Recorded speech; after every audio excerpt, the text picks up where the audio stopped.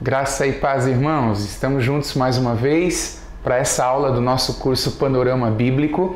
Essa é a 32ª aula e hoje o tema é o livro do profeta Ezequiel, esse profeta que é o terceiro dentro daquele grupo chamado de profetas maiores. Não quer demais lembrar a você que ele é considerado o profeta maior pelo volume de escritos do livro, ok? Ezequiel significa Deus fortalece, e segundo Meyer Perman, o livro cobre um período de cerca de 21 anos, de 595 a 574 a.C.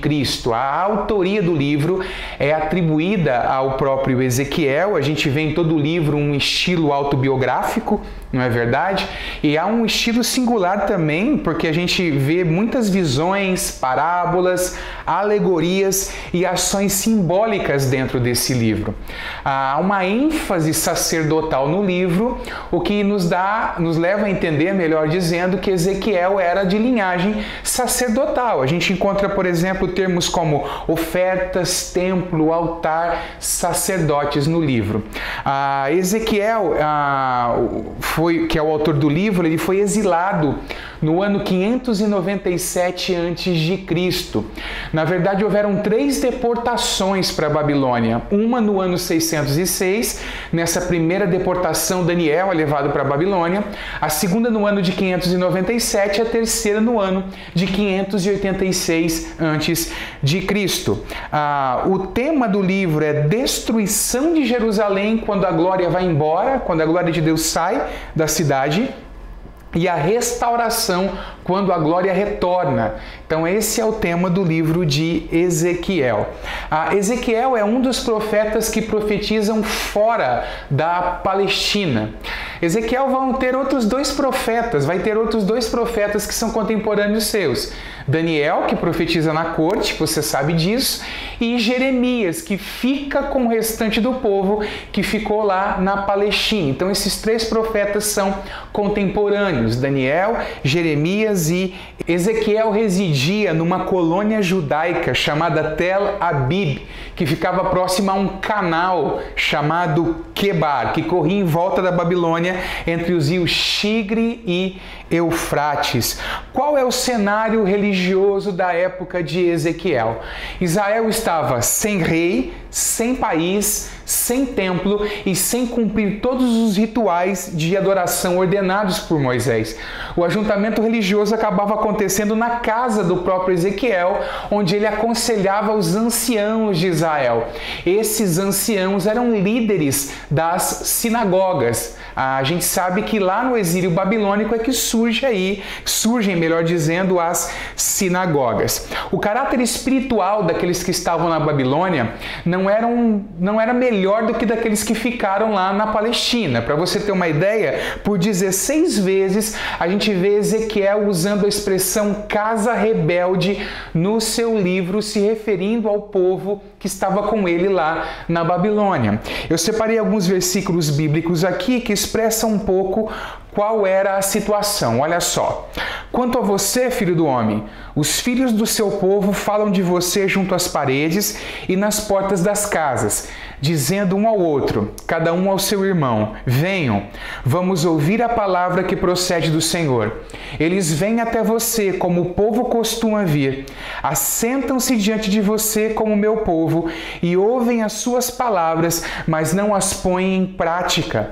Com a boca professam muito amor, mas o coração deles só ambiciona lucro. Para eles você não passa de alguém que canta canções de amor, tem uma bela voz e é um bom músico, porque ouvem as suas palavras, mas não as põem em prática. Esse texto a gente encontra no capítulo 34, do versículo 30 ao versículo de número 32. Era um povo que ouvia a palavra, mas não colocava a palavra em prática. O que nos faz lembrar, por exemplo, de uma das cartas do Novo Testamento, que é a carta escrita por Tiago, em que ele exorta os leitores da carta a serem não apenas ouvintes, mas também praticantes da palavra de Deus. Qual que era o objetivo do livro de Ezequiel? O objetivo é duplo: promover arrependimento e fé com o aviso do julgamento iminente de Deus sobre Jerusalém e sobre as nações, mas também o livro tem o objetivo de estimular esperança e confiança com a mensagem de que o povo seria reunido novamente e que a cidade e o templo seriam restaurados ou reconstruídos. Esses, melhor dizendo, são os objetivos do livro de Ezequiel. Agora vamos passar então para falar a respeito das contribuições singulares do livro. A gente percebe que é um profeta com muitos audiovisuais, segundo Stanley Ellison, e é verdade. Nós vemos muitas visões um tanto quanto diferentes retratadas no livro de Ezequiel. Um termo que a gente encontra, por exemplo, é o termo que fala a respeito do afastamento da glória de Deus. E por isso, tanto o templo quanto a cidade são destruídos. Quando a glória de Deus se vai, a cidade e o templo são destruídos.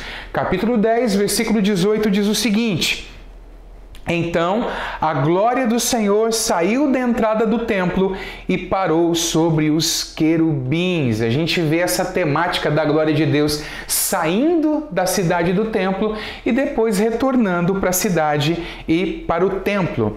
Há a seguinte expressão também encontrada dentro desse livro: para que saibais que eu sou o Senhor. Essa expressão aparece mais de 60 vezes no livro de Ezequiel. Deus dizendo que ele iria cumprir a palavra para que o povo soubesse que ele é Senhor. A quarta contribuição singular que nós encontramos aqui no livro do profeta Ezequiel é uma contribuição que fala a respeito da situação do povo de Israel no Egito antes do povo ser organizado como uma nação de sacerdotes para Deus. A gente encontra lá no capítulo 20 os seguintes versículos: e diga-lhes, assim diz o Senhor Deus, no dia em que escolhi Israel, levantando a mão, jurei a descendência da casa de Jacó e me dei a conhecer a eles na terra do Egito. Levantei a mão e jurei, dizendo, eu sou o Senhor seu Deus. Naquele dia, jurei tirá-los da terra do Egito e levá-los para uma terra que lhes tinha previsto, uma terra que mana leite e mel, coroa de todas as terras. Então eu lhes disse, cada um de vocês deve jogar fora as abominações de que se agradam os seus olhos. Não se contaminem com os ídolos do Egito. Eu sou o Senhor seu Deus. Mas eles se rebelaram contra mim, não quiseram me ouvir. Ninguém jogava fora as abominações de que se agradavam os seus olhos, nem abandonava os ídolos do Egito. Então eu disse que derramaria sobre eles o meu furor, para cumprir a minha ira contra eles no meio da terra do Egito. Mas agi pelo amor do meu nome, para que não fosse profanado diante das nações no meio das quais eles estavam, diante das quais eu me dei a conhecer a eles, para os tirar da terra do Egito. Então a gente percebe que durante a estada de Israel no Egito, infelizmente o povo se contaminou com os ídolos egípcios naquela época. Essa é uma declaração que nós não encontramos em nenhum outro lugar nas Escrituras. Vamos lá. Quinta contribuição singular do livro de Ezequiel. Ezequiel é chamado 93 vezes no livro de filho do homem. A gente encontra essa expressão 93 vezes, Deus se referindo a Ezequiel como filho do homem. No livro de Daniel nós encontramos também uma referência em 8:17, Deus chamando Daniel de filho do homem, e o próprio Jesus também é chamado de filho do homem, ou melhor, se intitula como filho do homem nos evangelhos. Por exemplo, no Evangelho de João, capítulo 5, versículos 26 e 27, nós lemos assim: porque assim como o Pai tem vida em si mesmo, também concedeu ao Filho ter vida em si mesmo, e lhe deu autoridade para julgar, porque é o Filho do homem. João 5, versículos 26 e 27. A sexta contribuição é que o livro menciona o restabelecimento de Israel e o conflito com Gog e Magog. Do capítulo 36 ao capítulo 39, nós vamos ver o livro mencionando a respeito dessas coisas. E é nesse grupo de capítulos, por exemplo, que nós encontramos aquela famosa visão dos ossos secos, que era uma visão que se referia à nação de Israel, que Deus restauraria novamente a nação de Israel.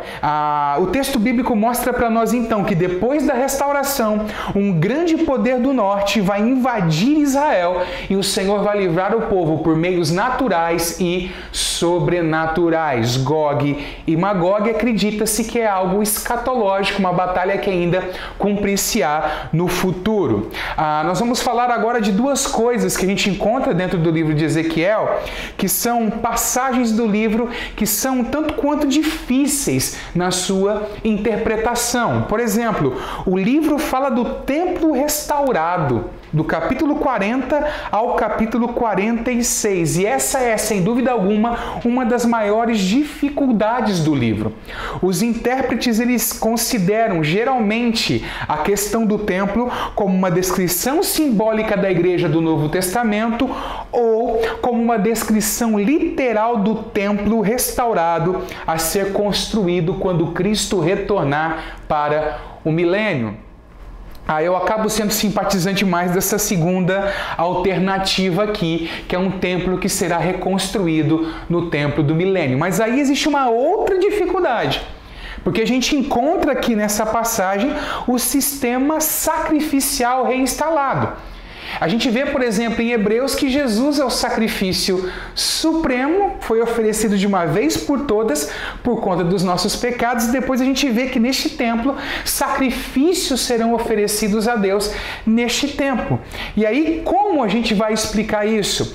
Os intérpretes acabam explicando da seguinte forma: estes sacrifícios de animais cumprirão uma função memorial e não redentora, porque quem cumpre a função redentora é o sacrifício de Cristo. Então esses animais aqui, só para a gente fazer uma analogia do tempo em que nós estamos vivendo, seria como uma espécie de ceia do Senhor, que nos faz recordar o sacrifício de Cristo por nós. E em último lugar, nós vemos como contribuição singular do livro a cristologia no livro de Ezequiel. A gente encontra aqui no livro de Ezequiel a obra do bom pastor, que é sugerida no capítulo 34, do versículo 11 ao versículo de número 16. Eu gostaria de ler a passagem junto com você. Porque assim diz o Senhor Deus: eis que eu mesmo procurarei as minhas ovelhas e as buscarei. Como o pastor busca o seu rebanho, no dia em que encontro ovelhas dispersas, assim buscarei as minhas ovelhas. Eu as livrarei de todos os lugares por onde foram espalhadas no dia de nuvens e densas trevas. Vou tirá-las do meio dos povos e as congregarei dos diversos países e as trarei de volta à sua terra. Vou apacentá-las nos montes de Israel, junto às correntes de água e em todos os lugares habitados da terra. Deixarei que pastem bons pastos, e nos altos montes de Israel será sua pastagem. Ali elas se deitarão em boa pastagem e terão pastos bons nos montes de Israel. Eu mesmo apacentarei as minhas ovelhas e as farei repousar, diz o Senhor Deus. Buscarei as perdidas, trarei de volta as desgarradas, enfaixarei as quebradas e curarei as doentes, mas destruirei as gordas e fortes. Eu as apacentarei com justiça. Além disso, nós encontramos alusões ao reinado do Messias no capítulo 21, versículo 27 e no capítulo 37, versículo 22. Em 37 e 24, a gente encontra a seguinte afirmação: o meu servo Davi reinará sobre eles, o que, segundo os teólogos especialistas, seria uma alusão ao próprio Messias, que é filho de Davi. E aqui então a gente encerra essa aula do nosso panorama bíblico, lembrando a você que o conteúdo das aulas em forma de esboço é postado lá no nosso grupo no Telegram. Você pode acessar lá quando você quiser se inscrever ou entrar, melhor dizendo, no nosso grupo do Telegram. Se o conteúdo foi bênção para você, curta, compartilhe e se inscreva no nosso canal se você ainda não é inscrito. Deus te abençoe. Em nome de Jesus.